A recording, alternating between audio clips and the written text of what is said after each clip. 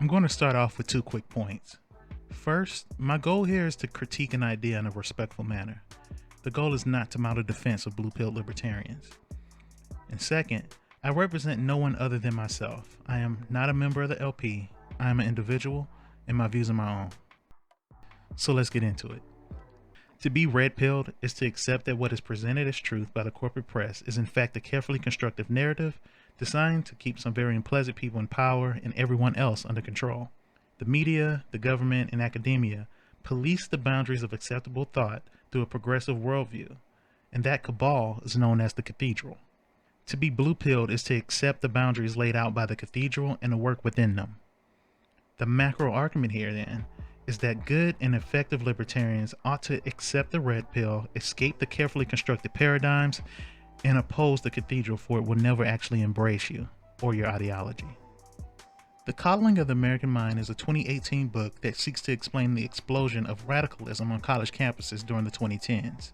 The authors argue that the woke college SJWs were influenced by a belief in their own fragility, a belief in cognitive distortions that led to faulty reasoning, and a tribal us versus them mentality that reduced everything into a battle between good and evil. The authors identify the most commonly held cognitive distortions as catastrophizing, overgeneralizing, dichotomous thinking, mind reading, labeling, negative filtering, and the discounting of positives.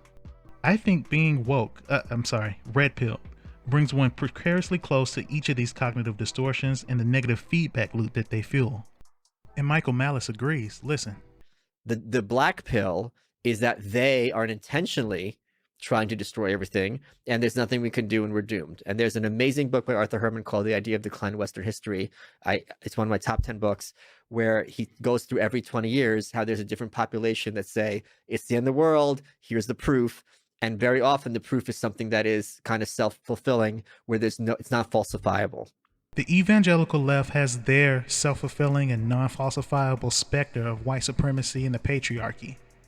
But the red pill has theirs in the cathedral. And while my critique here isn't necessarily in this vein, it is fair to point out that the cathedral is a concept originated by a self-professed neo-reactionary. So much of what the cathedral is composed of are just things that would make, say, Pat Buchanan uncomfortable, like the widespread and vocal acceptance of progressive lifestyles, military adventurism, journalism, Black Lives Matter, the media, whatever, etc. And while I know this isn't the case for every self-professed red pill libertarian, for some of you, it's as if you did the hard work, you followed that rabbit hole, you accepted that red pill, you did the work to transcend, to escape the false paradigm, to view reality more clearer, and yet you arrive at every single front of the culture war with texts that are no different than Ann-Coulter's. But I digress. Much how the left can find racism and therefore white supremacy in anything they don't like, the red pill can find progressive culture everywhere too, and arguments start to get real tedious at that point. Consider, what's the difference between it's an open season on Black lives and the cathedral, given the choice, would rather me dead than defiant? When asked to substantiate these claims, the Mott and Bailey routine has to play out. Because what's true about those statements are so far removed from the actual words that one wonders what even was the point of all that overwrought language. I don't even know what that means. No one knows what it means, but it's provocative. No, it's not. It's Gets gross. the people going. It's No, disgusting. that's enough! Why do you get... Ron Paul succeeded in making the Federal Reserve an object for discussion in American politics. He brought me in from the left thanks to his strong anti-war stance and his non-interventionism. He was bold and principled, but he was not a provocateur. He was not trying to own the libs. He was not trying to oppose progressivism as a first principle. So many of the red-pilled claim to be holding up the mantle of Ron Paul, but act as if they're trying to keep up the spirit of Milo Yiannopoulos. For instance, consider this quote from Ron Paul and then the following. Paul wrote that my philosophy of individualism is the most radical intellectual challenge to racism ever posed. Chances are, if you're watching this video, you know who these two people are, and you probably prefer one over the other. Both of these quotes are very much compatible with that Ron Paul quote. And while, yes, I am aware of the political context in which Jo Jorgensen made that tweet, this video is not about the problem with her. Consider this tweet by Dave Smith. It is definitely a libertarian position that racist and prejudiced people should not aggress against others. But I ask you, is that the most intellectual challenge to racism ever posed?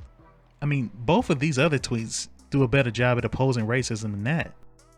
And no, the point of this is not to bash Dave Smith. The point is that there's a difference between being a subversive, edgy person online and mirroring the success of Ron Paul. Ron Paul succeeded in part by not being a culture warrior. Being opposed to racism both in theory and in practice is pretty damn radical, which means that if you ever find yourself in conversation with an explicit racist who wants to start an ethno-state, it's not enough to be against their use of force. It's probably worth interrogating and examining their commitment to race in general. And so the question before Red Pill Libertarians is this cathedral thing an analytical framework from which libertarians can navigate the world more effectively? Or is it a cynical theory of everything, in which everyone who's not immediately with you is a cathedral operative, and anyone on the fringe is a fellow traveler? Is it an intellectual shortcut that contributes to your misunderstanding of the world and cognitive distortions? I do believe that there is a left-wing cultural and maybe even cognitive bias that can make the road harder ahead for libertarians. But with that said, I also believe that serious, complex issues deserve to be treated with seriousness and complexity. There is so much hysterical, fundamentalist BS coming from both the left and right already. And the opportunity that libertarians have for the first time is that we've finally been out-crazied by both the Democrats and the Republicans.